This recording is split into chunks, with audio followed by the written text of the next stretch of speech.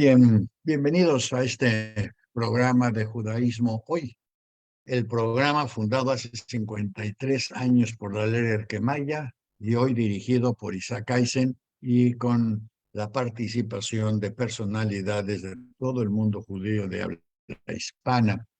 Hoy, hoy tenemos un programa, obviamente, como siempre, que esperamos que sea de su interés, donde vamos a empezar con las efemérides, porque partimos de la base de que esa es la manera de recordar el futuro, ¿sí? Gracias a las efemérides podemos recordar y adivinar lo que va a pasar en el futuro. Miren, les voy a dar un primer ejemplo. Ah, fíjense, el 19 de mayo de 1588. 1588. Eh, Se dice que este día los expulsados de España le cobraron la primera renta, la primera cuota, la primera deuda a la corona española. ¿Y por qué se la cobraron? Bueno, obviamente se la cobraron porque los expulsaron de España para poder quedarse con sus propiedades. Es más, primero dijeron que los que se convirtieran iban a ser que los que se convirtieran, dijeron que los que se convirtieran iban a ser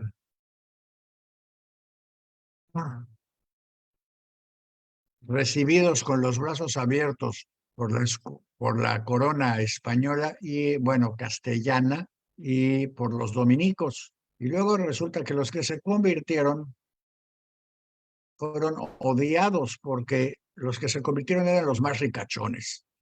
Y los más ricachones lo que querían era proteger sus propiedades, sus negocios, sus dineros, lo que fuera. Entonces les hizo fácil convertirse y a los dominicos no les hizo gracia que las casas que ellos querían, que los negocios que ellos querían, igual a los reyes, no les hizo gracia que las deudas que querían cancelar, pues ya no iban a poder hacerlo porque ahora se las debían a un buen cristiano. Y entonces inventaron los sanbenitos, inventaron el concepto de neocristiano para hacerlos a un lado y finalmente para demostrar que todo el rollo de la conversión y bienvenidos al cristianismo no era más que una pantalla para encubrir todo lo demás. En fin, el caso es que en 1588, estos españoles que bien conocían a España y que habían sido parte de sus servicios, de los soldados y de los comandantes de los países, porque no hay otra manera de llamarlo, de los países que no eran castellanos, pudieron cobrársela a España con ayudando a la Marina inglesa a destruir a la, bueno, supongo que ellos y el clima, claro, ellos y el clima sirvieron para descubrir que la Armada Invencible ni era invencible ni estaba armada para después de eso. Esto también nos sirve para recordar el futuro. ¿De por qué el futuro? Bueno, porque cuando expulsas gente de territorios, cuando expulsas gente de países o de lugares, tienes que saber, y si no sabes, lo pagarás en el futuro, que esta gente va a regresar con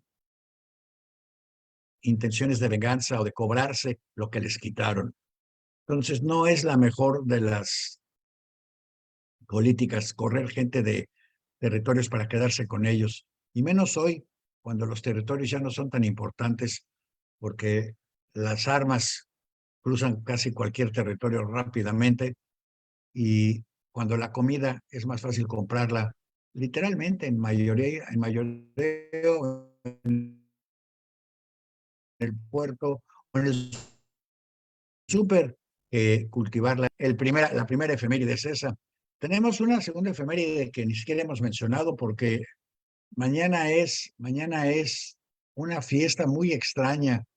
Y digo muy extraña porque casi nadie la celebra fuera de Israel, casi nadie le importa esta fiesta fuera de Israel.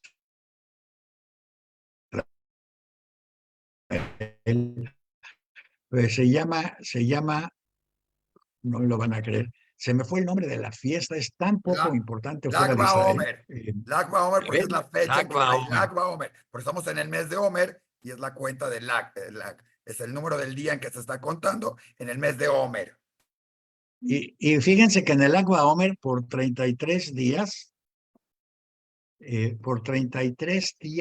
no se pueden hacer fiestas, ni reuniones, ni nada en memoria de, pues en memoria del Homer, en memoria de los días de las enfermedades que hubo en el segundo siglo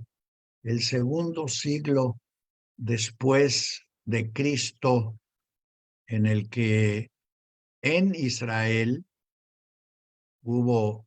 obviamente, hubo una serie de problemas de salud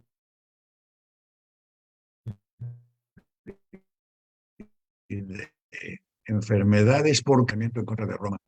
Fuera de Israel, las comunidades judías pues estaban muy sanas realmente, eran parte del Imperio Romano, compartíamos con el Imperio Romano la ciudadanía y los intereses y bueno, entonces pues la situación no era tan mala como lo era en Israel, donde habla de que de que el rabino Shimon Bar Yochai pasó 13 años encerrado en una cueva en Bnei Brak con su hijo estudiando lo que tenían en aquel entonces de la Biblia y tratando de analizar todos los preceptos. A Shimon Ben Yochai se hizo especialmente famoso porque daba razones para las reglas que contenía la Biblia. Por ejemplo, había uno que decía que no se le podía pedir a una viuda que enseñara una muestra de su ropa eh,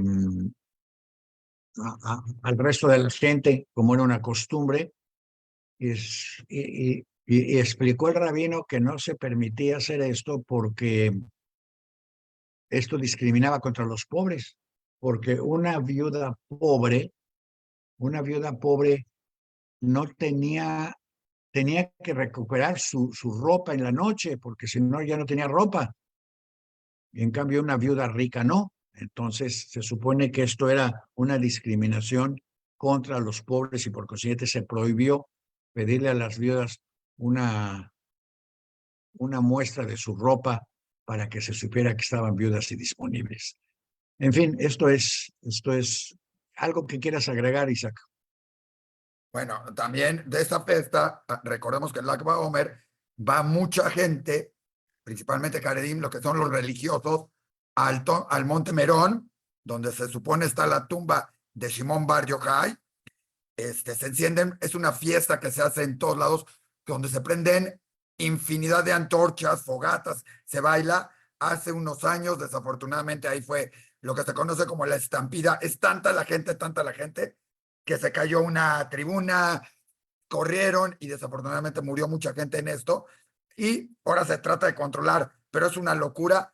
Y sí se celebra en muchos lados, principalmente por las instituciones religiosas. Es una fiesta que la hacen mucho los ortodoxos, Jaredim principalmente, y se hace en casi todos lados. Hay fiestas con asados. O sea, los argentinos debe ser su fiesta favorita, porque no son fogatas, son asados, y en todos lados hay algo que hacer en la noche, y al día siguiente hay muchos juegos y fiestas para los niños. Este día cae de sábado a domingo. Y lo importante, digamos, en ese sentido en Israel, es que además visitan muchos esta tumba, ¿no? Bueno, nótese que es una fiesta básicamente israelí, no, bueno, y religiosa, no compartida por el mundo judío secular, porque realmente no hubo mayores. Se supone que de Shimon Bar Yochai y de sus enseñanzas surgieron las bases para el Talmud, pero en realidad el Talmud se generó años después y se generó nada que ver con Israel, se generó en Babilonia. En fin, también en esta fecha nació Nicolás George Winton. Si usted no sabe quién es Nicolás George Winton, bueno, le informo que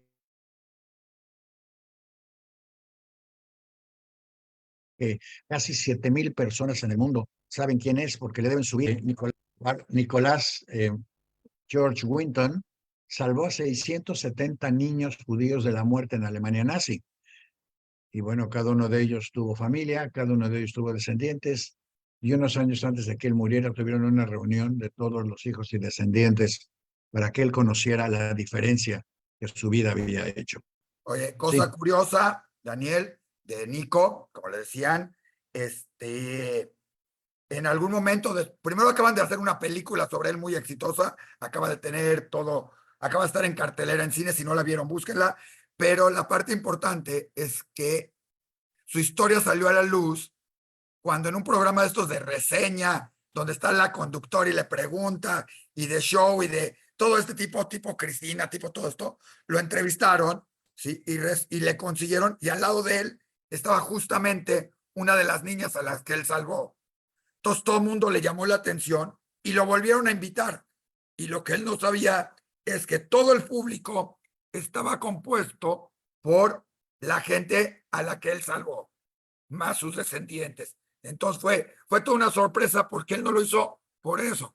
Pero cuando ves que de 670 se volvieron 7,000 personas y todo esto, ves el valor, porque él hizo hasta el último momento lo imposible por sacar trenes y llevarlos a que se salvaran estos niños, consiguiéndoles visas, consiguiéndoles de todo para que pudieran salir, arriesgando su vida en muchos aspectos, ¿sí? Fuera de su país y todo. Entonces, su historia es muy interesante en esto, y en enero, febrero estuvo en cartelera su película en eso, ¿no? muy bien. Entonces, también en estas fechas recordamos nada más y nada menos que la invención de un producto del que, sin el cual no podemos vivir. A lo mejor al rato resulta que Carmen nos trae muestras de ese producto, aunque lo dudo, pero ¿alguno de ustedes conoce la mezclilla? Porque si conocen la mezclilla, el 20 de mayo de 1873, Levi Strauss patentó el primer pantalón de mezclilla. Como dicen los demás, lo demás es historia. Hoy todo el mundo carga y la compañía que él creó sigue existiendo, aunque ya no es la número uno en el mundo de la mezclilla. También en esta semana recordamos el nacimiento de Moshe Dayan, y no sé por qué tenga alguna importancia, pero el 21 de mayo de 1990, Grecia e Israel establecieron relaciones diplomáticas. Y digo que no sé por qué tenga ninguna importancia, porque en realidad 1990, 1945, son 55 años de existencia del Estado de Israel en el que Grecia e Israel no tuvieron relaciones diplomáticas y no hizo ninguna diferencia. Y desafortunadamente para Grecia, la herencia de Grecia, la herencia cultural de Grecia, pues todos la conocemos, pero está perdida, ya no se vive, nadie en Grecia es filósofo, y los que son filósofos, pues yo creo que nadie le hace caso, y los que son muy filósofos están a las 4 de la mañana en la Acrópolis tomando café y pues echando sus rollos filosóficos, pero toda la tradición de pensamiento griego que realmente volvió de prácticamente griego. Es muy importante subrayarlo. En la época de Jesús, el pleito de Jesús, adoraban la filosofía griega porque era contundente, creíble y seguible. Y la empezaron a implementar y aplicar dentro de la filosofía judía, que finalmente terminó traduciéndose en el Talmud y otras corrientes filosóficas que eran más lógicas que lógica. La lógica viene de Grecia, por lo menos su desarrollo y su estudio. En fin, el caso es que en 1990 se establecen relaciones con Grecia sin que esto haga ninguna diferencia para nada. Probablemente la única Ni diferencia o la mayor para diferencia Grecia son, ni para bueno, Israel. Daniel, creo que sí tiene la única diferencia entre todo esto. Uno es la cercanía, entonces hay gran cantidad de turismo entre ambas zonas. Dos, hay gran cantidad de bodas. Acuérdate que en Israel no hay boda civil, entonces muchos se van a casar a Grecia y a Chipre. Solo hay Sí, bueno, matrimonio pero religioso. Entonces, Chipre, no es que está bien, eso, pero ya lo hacían antes. Y para quien lo quiere mencionar, eso parte de la... Por eso, por eso no celebramos al Shimon Baz desde el principio, a pesar de que eran unos cuantos. Ben Gurión les entregó a los religiosos, les entregó el control básicamente de la vida civil israelí, y si se quería alguien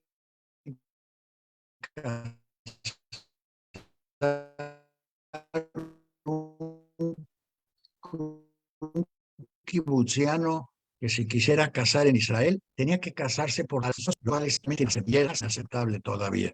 Entonces, para evitarlo, pues iban de vacaciones a Grecia y mezclaban luna de miel con la boda. Tienes razón. Hay que subrayarlo. Muchísimas bodas israelíes fueron en Grecia, y desafortunadamente hoy ya no quedan tantos israelíes seculares como los había antes. Hoy ya la mayoría de la población israelí es religiosa y oriental, y eso es lo que está subrayando la diferencia en el comportamiento diplomático y político en Israel. Bien, Si quieres, Philip Roth, tenemos también aquí a Carmen ya, Daniel. sí, me faltan 3 fechas más, que son quizás, bueno, podrían ser algunas de las más importantes. En el 22 de mayo del 2018 murió Philip Roth. Tenemos aquí en la memoria, vamos a tener toda una lista de los libros de Philip Roth, que fue de alguna manera el cronista de la vida judía de los Estados Unidos, específicamente de Nueva York. También en 1945, Heinrich Himmler se suicidó, ya se había tardado, pero y nació Bob Dylan. También llegó a Auschwitz el ángel de la muerte el 24 de mayo de 1943. Llegó Joseph Mengele a Auschwitz. Debemos subrayar que Joseph Mengele finalmente, a diferencia de Himmler, no se suicidó, se fue a vivir tranquilamente a Bolivia, después a Paraguay, y finalmente dicen las malas lenguas que murió ahogado en Brasil.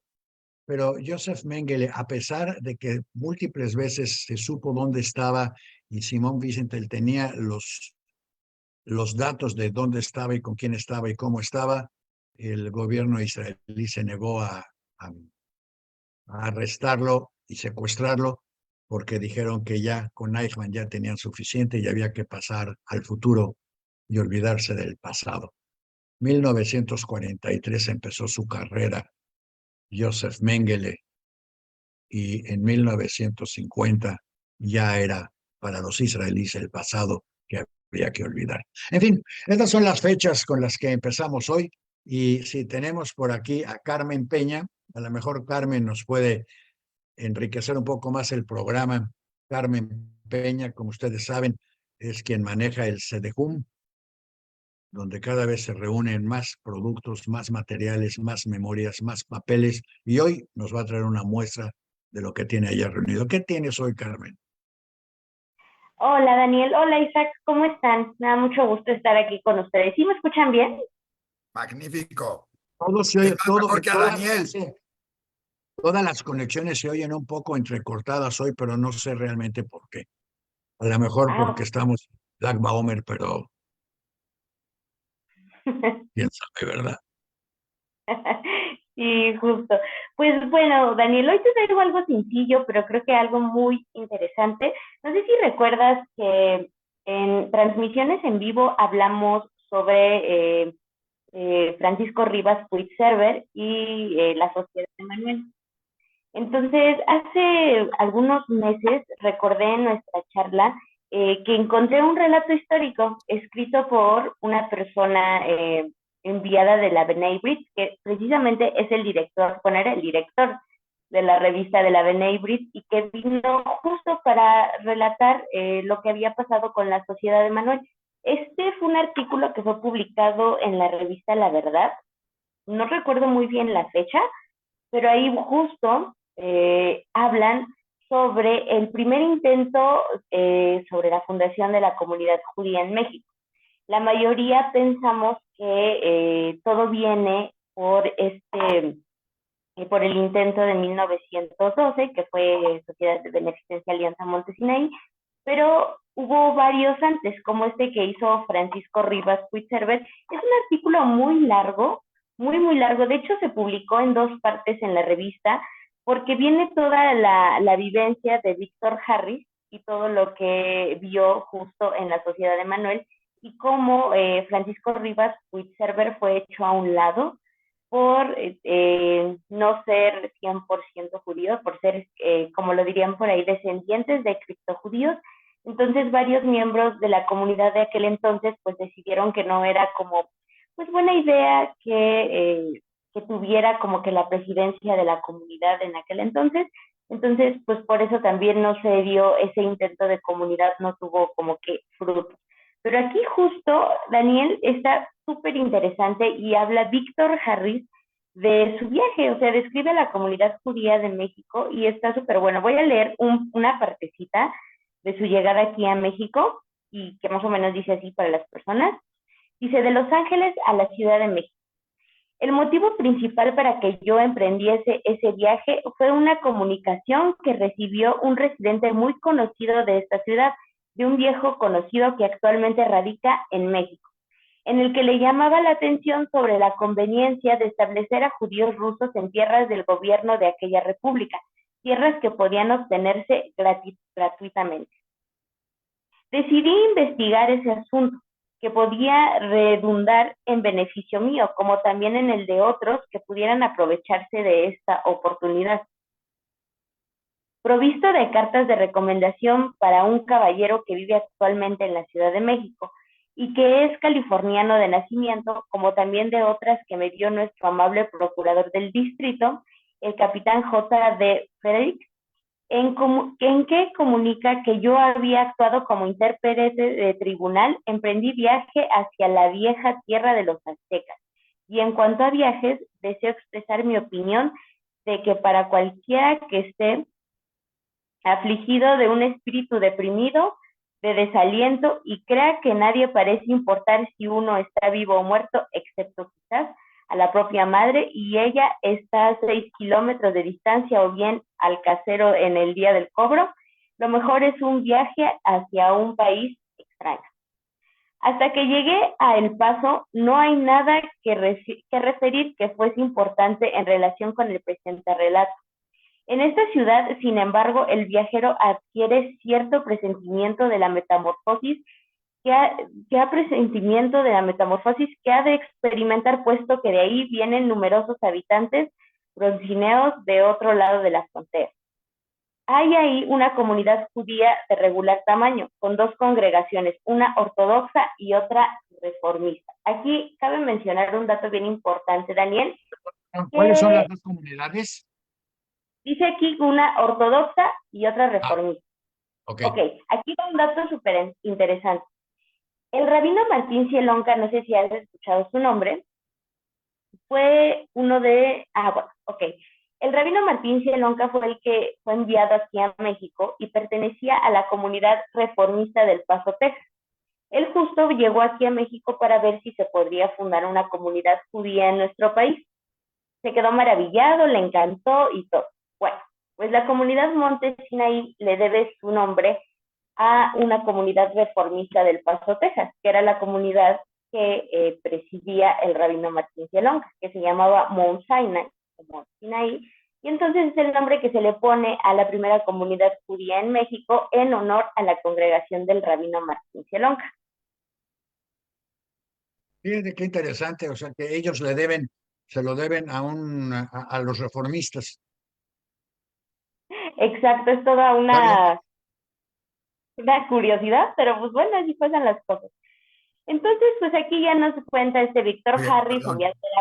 Perdón, Carmen, nada más hay que recordar también que la primera comunidad judía en México, que estaba compuesta por judíos digamos, de Siria, judíos separadís y judíos ashkenazí, es la de Monte Sinai.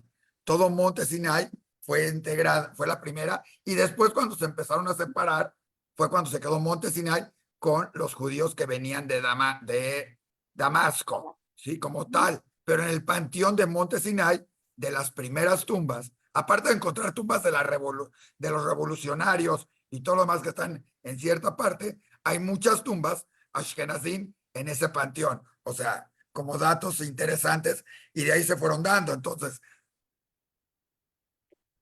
Exacto, sí, pues pasaron un montón de cosas, como le decíamos la transmisión pasada, pues sí, la comunidad Monte Sinaí, ahí era donde se congregaban todos los judíos de diversos orígenes y también de tendencias religiosas, que la mayoría de aquel entonces pues, todos profesaban el judaísmo ortodoxo, y hasta los años 60 que se fundó Betel, que fue cuando se fundó una comunidad conservadora, no reformista, porque pues no hay en México, pero Ah, hasta ahí fue sí había, y se llama Bet Israel.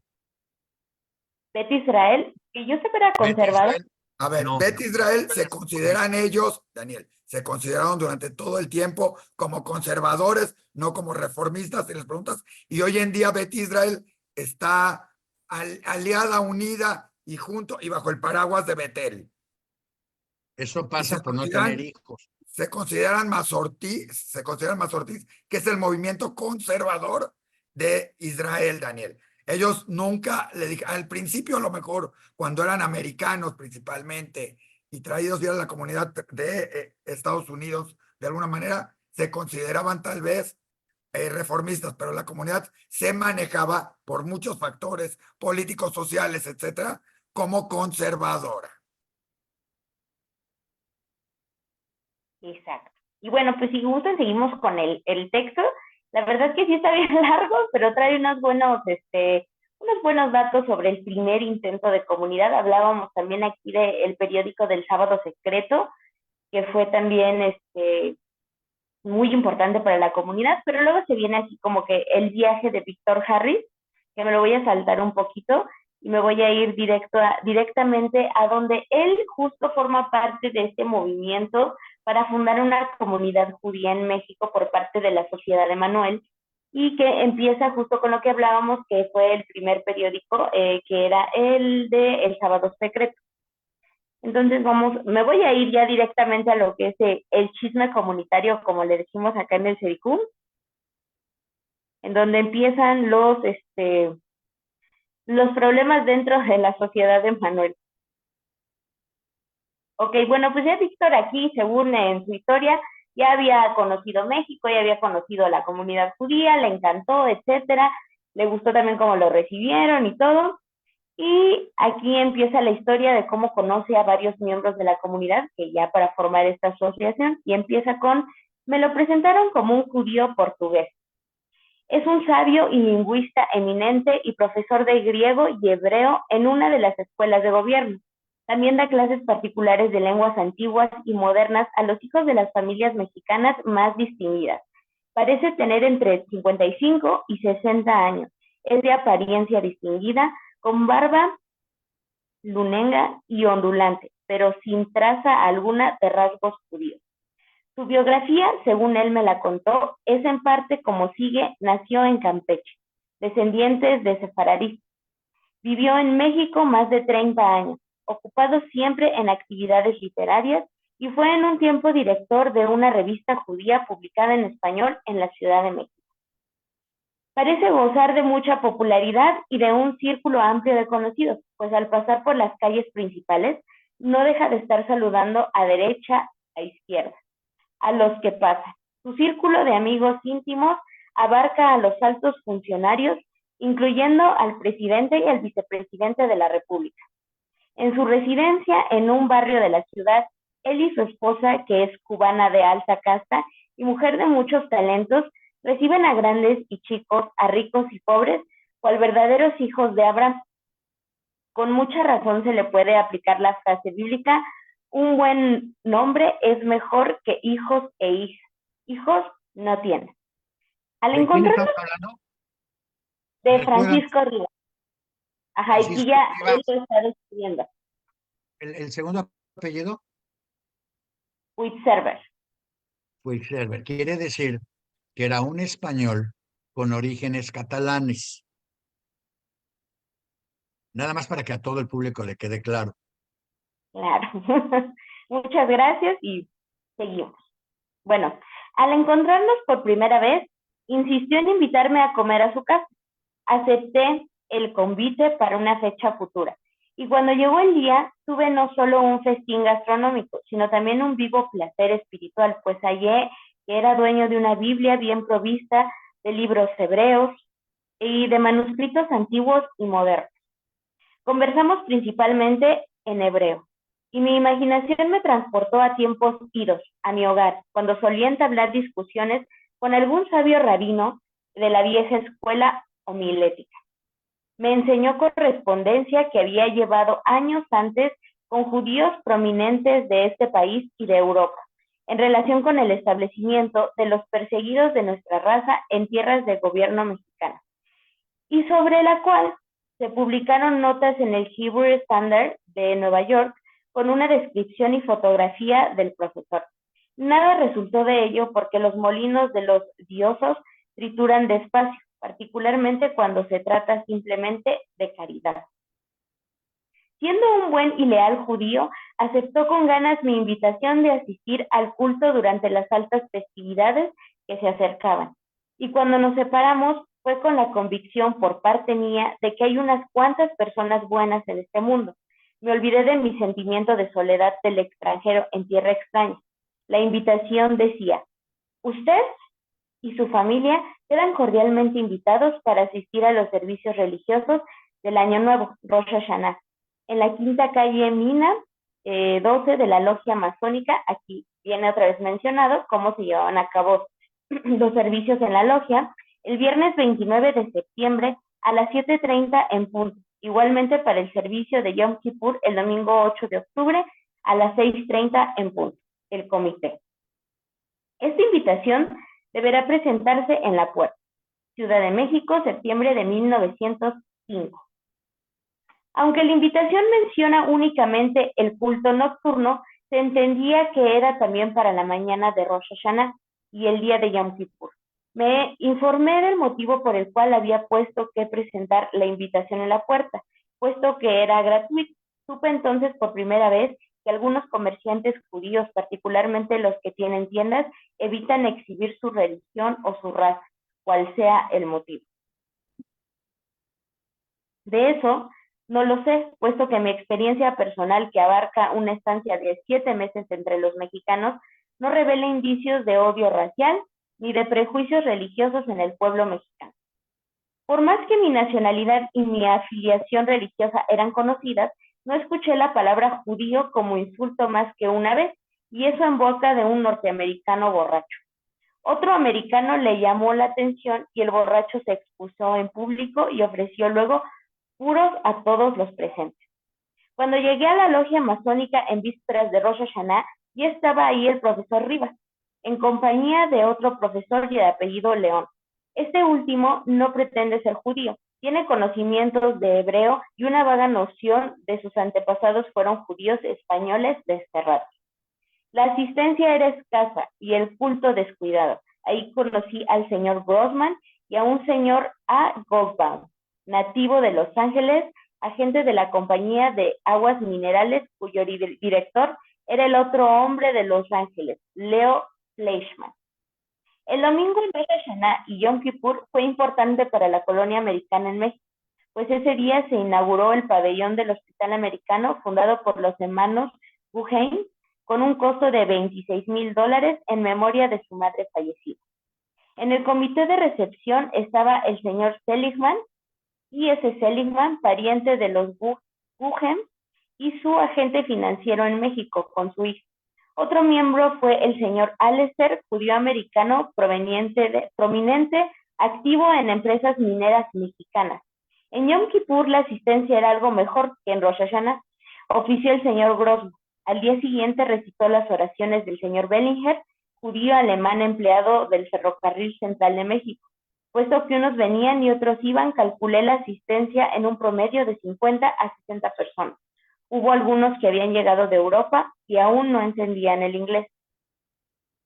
Por lo que había oído en conversaciones privadas, quedé convencido de que podía constituirse una congregación judía permanente en pequeña escala.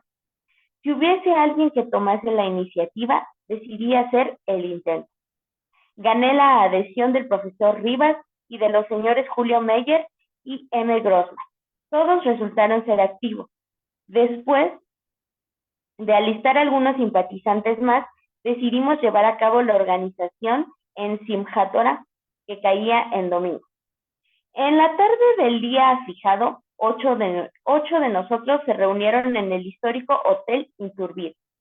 De ahí tomamos el tranvía para ir a la casa del profesor Rivas, situada en el bello y gracioso suburbio de Tacubaya, que nos había sido ofrecida previamente para este fin. Al llegar ahí, nos dieron la bienvenida muy cortésmente a los anfitriones. Intercambiamos saludos y pusimos manos a la obra. Propuse al profesor Rivas como presidente. Redacté el siguiente preámbulo y las minutas que se registraron en las actas. Considerando que cierto número de israelitas residentes en la Ciudad de México se dan cuenta de la obligación con ellos mismos y para con Dios y su santa religión, resolvieron fundar una organización con el propósito de celebrar servicios religiosos ocasionales, de ayudarse mutuamente en caso de necesidad, de asistir y proteger al extraño y eventualmente adquirir un terreno para cementerio judío. Se han reunido en la residencia del profesor Francisco Rivas, calle de la Luz número 9, Tacubaya, el 22 de octubre de 1905, con objeto de llevar a cabo este laudable proyecto. Después de algunas palabras apropiadas que pronunció el profesor Francisco Rivas, que explicó el objeto de la reunión y la urgencia de los pasos que había que dar, se formó una organización bajo el nombre de Emanuel y se eligieron los siguientes funcionarios: el presidente, el profesor Rivas, vicepresidente Julio Meyer, el tesorero M. Grossman, secretario inglés B. Harris, que era el señor que está redactando esto, el secretario español M. Azael, los vocales A. Azael, J. E. Ayaouf y M. Spindler. Fijóse una cuota de $1 mensual. Las elecciones deberían llevarse a cabo el primer domingo del mes de enero. Se aprobó unánimemente un voto de agradecimiento al profesor Rivas por haber ofrecido su casa para esta ocasión. ¿Cómo ves hasta ahí, Daniel? Pues primero, la mayor parte de todos los nombres que has mencionado siguen siendo personajes o familias importantes en El Paso, en el sur de Texas y en el norte de México. Los Fleischmann y los Azael y todos ellos son muy conocidos en toda esa región. Segundo, llama la atención que la comunidad haya sido tan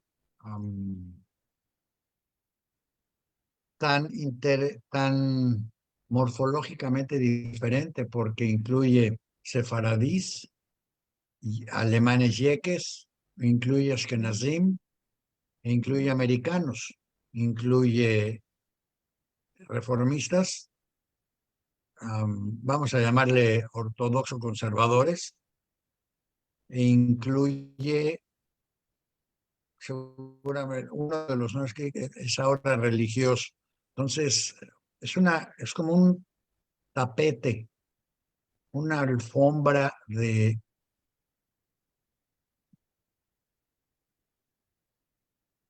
pequeños trozos de todos esos años. Es el Affaire Dreyfus. Y México tenía una importante inclinación pro-francesa. Nada como ser invadidos por un país para adorarlos. Y sin embargo, como es hasta la fecha prácticamente, el antisemitismo no se da en...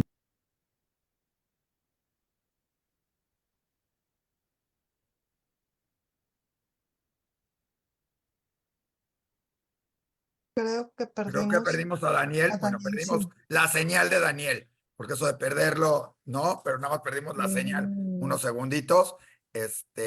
Tenemos también, mientras, en lo que está Daniel, tenemos el gusto de contar aquí con Jessica Cohen. Démosle un minutito a Daniel a ver si se integra y ahorita vamos con Jessie. Nada más tienes muy, muy oscura tu pantalla, Jessica. Ahorita les platicamos de Jessica porque ya era famosa y cada vez se vuelve más famosa en Israel, ¿sí? Habla de muchas cosas, incluyendo comida, viajes, Israel, todo lo demás. Y hoy platicaremos con ella. pero démosle un segundito a ver si Daniel va a entrar, si sabemos algo. Ahí volvió. Ya está, Isaac. Ya, a ver, Daniel. Está entrando, den chance. Le decía a Daniel, ya No, tenemos no, a aquí Jessica estoy, acá, pero quiero que sepan que las fallas no son nuestras. Estas son fallas, las fallas son del sistema, no son fallas nuestras. No es alguien una diría falla de... antisemitas, Daniel, alguien diría antisemitas, porque como es en esto, alguien les diría, son antisemitas, no Sí, importa, Daniel. Bueno, si quieres, sí, leo la última parte para dar lugar a los demás. Perfecto, por sí, favor. para que nos hable Jessy también, porque se nos está yendo tiempo ahorita, pero tenemos unos minutitos. Carmen, o lo quieres sacar de suspenso, lo quieres leer, lo que tú digas, Carmen. Si quieres, te leo este último párrafo y ya, nos Digamos, vamos, démosle. para que sigamos. Sí. Bueno, ya por último, el señor Harris, ya para terminar nuestro relato, se reunió con el señor Meyer, quien lo toma que pues lo veía muy cambiado, y aquí le dice, alguien había de haber envenenado su mente, diciéndole que él le correspondía ser el primer presidente. Eso fue por lo menos lo que deduje con su conversación. Aparte de eso, decía que Simone Weil y el señor Berlinguer conocía al profesor Rivas desde hace más de 30 años y estos estaban seguros de que era un goy, o sea, no judío. Fui a ver al profesor y tuve éxito en convencerle de que el señor Meyer debía de ser el primer presidente y el mismo vicepresidente.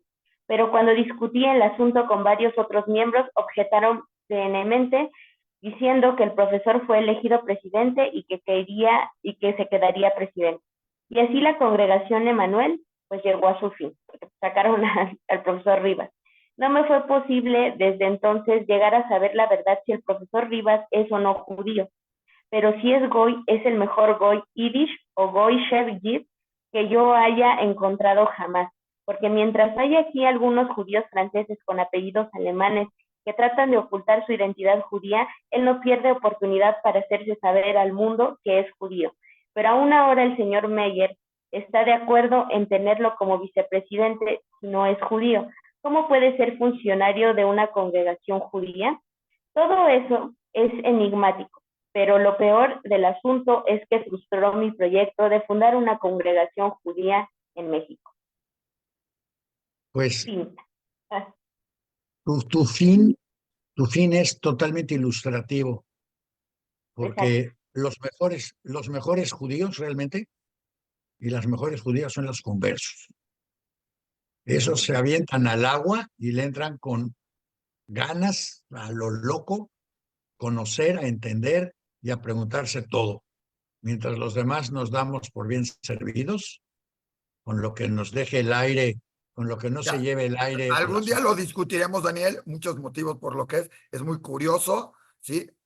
Nada más para dártelo como punto, es muy curioso que el converso tiene que cumplir más cosas que el otro que por simplemente haber nacido, pero eso es tema de, algún día nos traeremos a alguien para discutir al respecto, por qué uno tiene más obligaciones que otro, lo cual no tendría que ser, pero bueno, ese será para otro tema. Y de Carmen, déjame decirte, Carmen, que tú que hablas de eso, y hablando de Víctor Harris, hay un libro en Estados Unidos, ¿sí? Que se llama México, Another Promised Land, y habla de la colonización, los proyectos de colonización, la colonización judía en México, entre 1881 y 1925, como en la tierra prometida para los judíos americanos. O sea, no Israel, sino vénganse a México como la tierra prometida. Seguro lo tienen por ahí en el Sedicum, pero es muy curioso ese libro al hablar así, ¿no? La tierra prometida. Digo, no sé a quién se la prometieron, a quién se la dieron, pero en estos días todo el mundo dice que se la prometieron a ellos y que por eso van a ser, son los presidentes o presidentas futuras, porque alguien se las prometió. Esperemos que no sea así. Esperemos que no, y si encuentro el libro, se los traigo la próxima semana y también la próxima semana les traigo fotos de los judíos de la comunidad de Veracruz que encontré ayer, para que los vean. Buenísimo. ¿Eh? Ya después te mando por Muchas ahí, alguien gracias. nos mandó unas preguntas sobre las comunidades de Tampico y Veracruz y por qué si una era más importante que otra, porque estaba Veracruz, estaba Tampico y que por dónde llegaron la mayor parte de los judíos, si por Tampico o por Veracruz, pero ahí te lo dejo. Vale.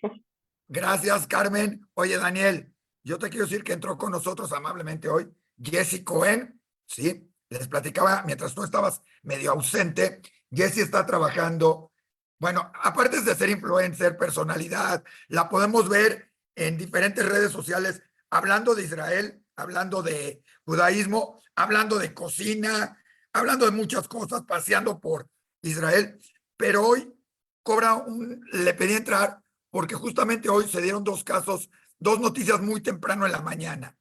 La primera, el rescate, si puedo decir rescate porque se oye horrible, de 3 cuerpos.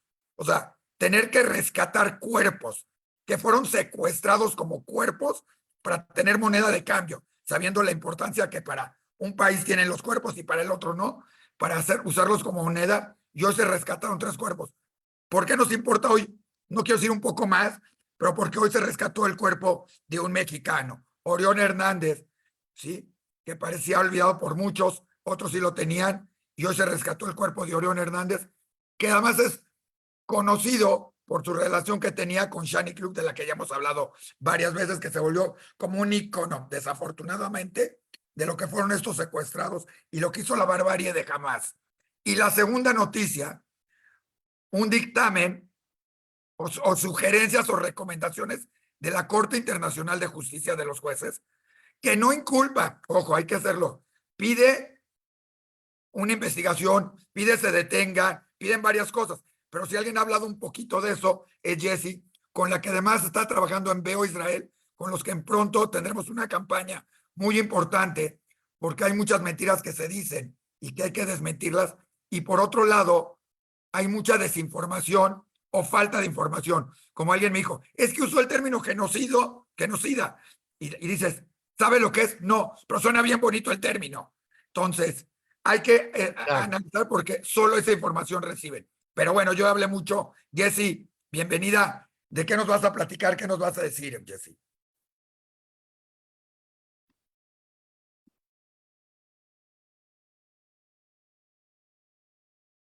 Está muy interesante lo que estás diciendo, Jessy, pero si prendes el micrófono, nos enteramos más.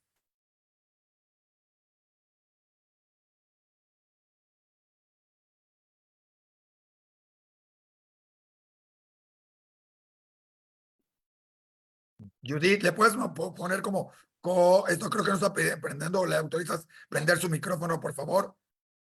Judith. Voy. Ahí está. Ya Hola, está.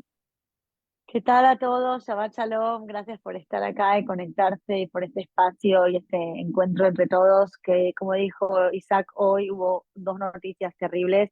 En primer lugar, encontraron 3 cuerpos de Orión, de Michelle Nissenbaum y de Hanan Jablonska, que lo encontraron hace 2 días, pero recién hoy se pudo permitir publicar. Y hace la semana pasada también encontraron 4 cuerpos en Rafah. Por eso es importante mencionar esto, porque 7 cuerpos, incluido también el de Shani Luke, que era la novia de Orión, fueron encontrados en Rafah. Ahora, en esta circunstancia donde Israel ha entrado a Rafah y encontrado los cuerpos, va Sudáfrica a la Corte Internacional de Justicia, donde ya se está llevando a cabo un caso de genocidio que Sudáfrica pidió, y eh, pidieron una medida provisional que lo que significa es que Israel no entre a Rafah, y la Corte ha aceptado hoy esta medida provisional, y varias cosas han pasado. En primer momento, esta medida es vinculante, lo que significa que Israel está obligado a hacerle caso a lo que esta Corte sugiere, aunque Israel no es parte de la Corte Internacional de Justicia, pero como los territorios serían Gaza y no es Israel, tienen cierta jurisprudencia. Ahora, el Estado de Israel fue muy inteligente y tiene muy buenos abogados, lo que ha permitido que, como la declaración que ha hecho la Corte Internacional de Justicia hoy decía que se dice parar inmediatamente las actividades en Rafah que sean dañinas tanto a la población como a la infraestructura de la población civil. Los abogados en Israel fueron tan inteligentes que hicieron que reaccionaron y respondieron ante este llamado de la Corte a frenar los ataques en Rafah, diciendo que Israel no es que está haciendo un ataque contra la población civil, sino que dicen que ellos en sus ataques se comprometen a no lastimar o no dañar a la población civil. Entonces, es como que por ahora la respuesta de Israel fue usar la palabra en contra de lo que estaba escrito. Obviamente es el primer statement y ahora el Estado de Israel tiene que tomar una decisión si va a continuar sus operaciones militares en Rafah, que como se ha demostrado hasta ahora se han encontrado 7 cuerpos. Nosotros de nuestra parte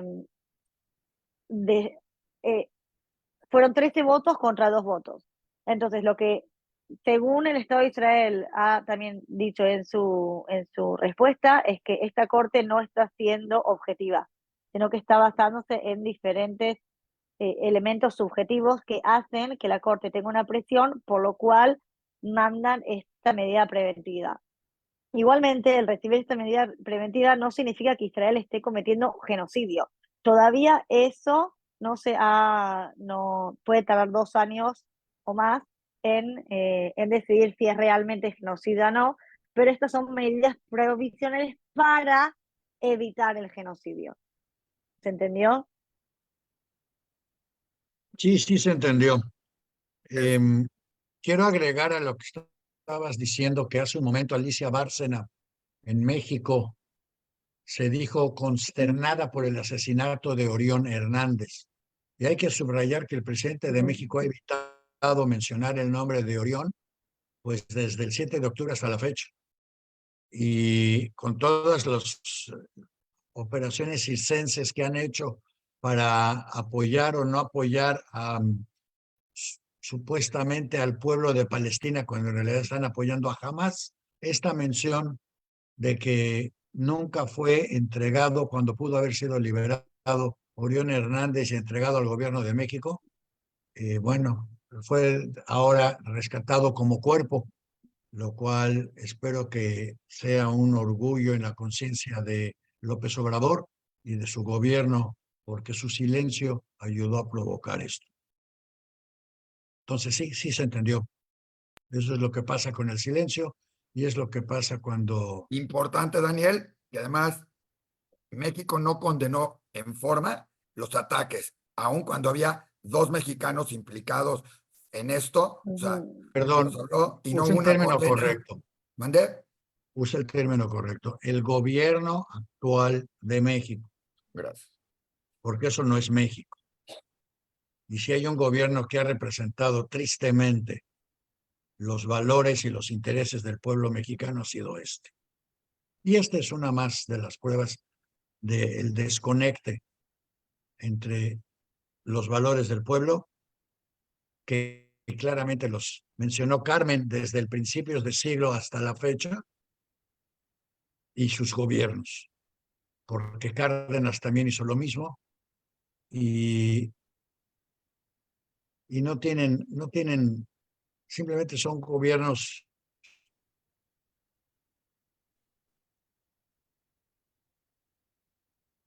¿Él? Ya ves, por andar, ya te están censurando, yo creo, Daniel. Con los niños enfermos en México, ¿cómo van a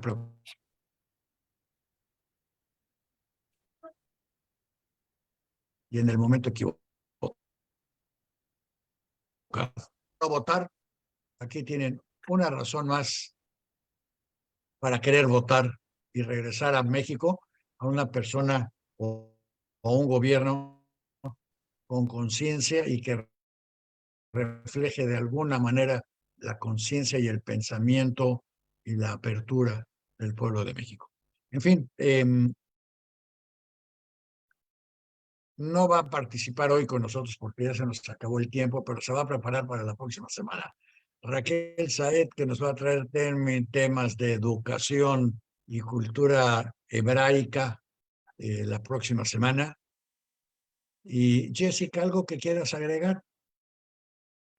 También no olvidarnos de Ilana. Ilana también estuvo secuestrada y salió, pero con respecto a Orión no se sabe. Por ahora las autoridades están diciendo que puede ser que haya sido asesinado el 7 de octubre y que, y que hace 6 meses está ahí el cuerpo. Por eso hay que tener en cuenta también toda esta información y esperar a ver las autoridades de Israel que es lo que confirman con respecto a la muerte de Orión. Pues a menos que jamás tenga una tecnología muy particular o tenga extraordinarias instalaciones no sanitarias, un cuerpo de 6 meses es fácilmente identificable como un cuerpo fallecido hace 6 meses, a diferencia de fallecido hace unos días. Entonces yo no creo que haya mucha ciencia en saber cuándo falleció Orión Hernández, pero sea cuando sea, el hecho es que nunca fue mencionado, nunca fue solicitado, nunca fue presionadas para que lo regresaran, a pesar de ser un ciudadano mexicano que debió haber contado con el apoyo de su gobierno, el cual lo dejó abandonado desde un inicio hasta el momento. Carmen, ¿algo que quieras tú agregar?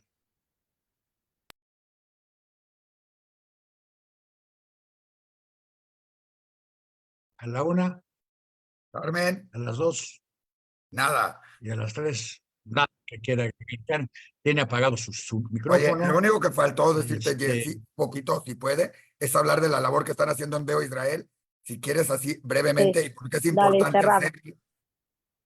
Bueno, obviamente que desde Israel acá nosotros tenemos un montón de información y lo que vemos en los diferentes medios de comunicación y con los diferentes gobiernos, que la información que llega no es correcta, es mucha información anti-Israel, mucho llamar a los terroristas, no freedom fighters, a los militantes, que en realidad hay que llamarlos por su nombre, y lo que nosotros nos encargamos en Veo es hacer llegar la información desde Israel al mundo, no solo en las redes sociales, sino con diferentes medios de comunicación con los cuales nos comunicamos, proporcionamos entrevistas con las diferentes familias de los secuestrados, con gente que sobrevivió. Nuestra idea es hacer escuchar la voz de Israel en el mundo, pelear contra todos los bots palestinos que están inundando Instagram y poniendo mentiras y fake news y todo tipo de blood libels. ¿Cómo se dice blood libels en español? Como mentiras antisemitas sobre los judíos, y lo que nosotros queremos hacer es contrarrestar toda esta lucha en la guerra digital, y por eso nosotros estamos día y noche, nos ven hoy a las 9 de la noche haciendo estos Zooms para que la gente pueda realmente entender y ver nuestro lado y comprender nuestro dolor, porque nosotros todavía seguimos en guerra. La gente pueden escribir un montón de cosas, los medios pueden eh, de legitimizar Israel, pero nosotros somos los que están sufriendo la guerra hoy en día. Entonces está bueno tener nuestra voz y que las voces de Israel se escuchen en todo el mundo habla hispano. muy Daniel, bien, pues para eso estamos y eso es lo que hemos estado haciendo, tratando de aclarar dudas de ambas partes. Bueno, y por eso ahora Y claro, nosotros vamos a lanzar una sabiamente lo dijo. campaña. Daniel, está hablando Jessy. Sí. Y esta semana vamos a lanzar una campaña donde le pedimos a cada uno de ustedes su ayuda, su colaboración para que nosotros podamos seguir haciendo esta labor. Cada dólar o cada shekel o cada peso mexicano que se donan, tenemos una ayuda del gobierno de Israel que nos dobla esta donación. Así que por eso acudimos a todas las comunidades judías y no judías en el mundo que les interesa Israel y están también interesados en saber la verdad, qué es lo que pasa, para que ustedes nos ayuden y nosotros desde acá podemos mandarle la información a todo el mundo. Muy bien, muy bien. Espero Uh-huh. que todos participen, que todos levanten la mano, que Uh-huh. todos abran la cartera y que todos apoyen esta labor. Les recordamos, Uh-huh. esa labor aquí en Diario Judío adquiere una perspectiva especial porque de entre todos los medios hispanos, quizás abusando un poco de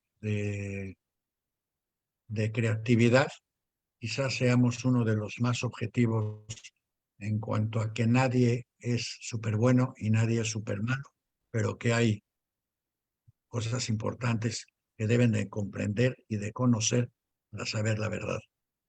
Y sí, hay culpa en todas las partes, pero la realidad desafortunadamente es abrumadora y hay que vivir con ella y hay que luchar contra ella. Así que manténgase bien informado, conozca lo que es la verdad y lo que no lo es. Si tiene alguna duda, mándenoslas. Nosotros tenemos respuesta o especialistas que la tendrían para todas sus preguntas. Y por eso vamos a empezar esta semana, vamos a empezar una serie de cápsulas especiales sobre judaísmo, sobre Israel, que como ustedes saben no es lo mismo, están juntos, pero no es lo mismo, y una serie de cápsulas sobre el cercano oriente.